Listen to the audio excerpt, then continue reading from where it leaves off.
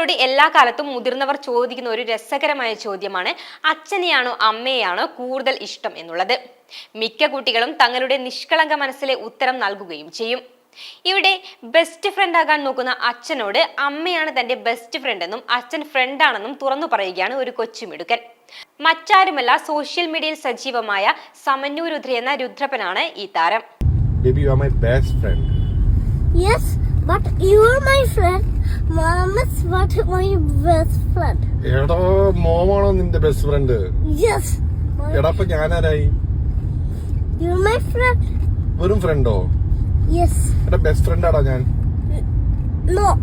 എടാ, നിനക്ക് ആരാണ് ടോയ് വാങ്ങിച്ചെന്നത്? What toy? എപ്പോഴും ടോയ് മേടിച്ചിരുന്ന ആരാ?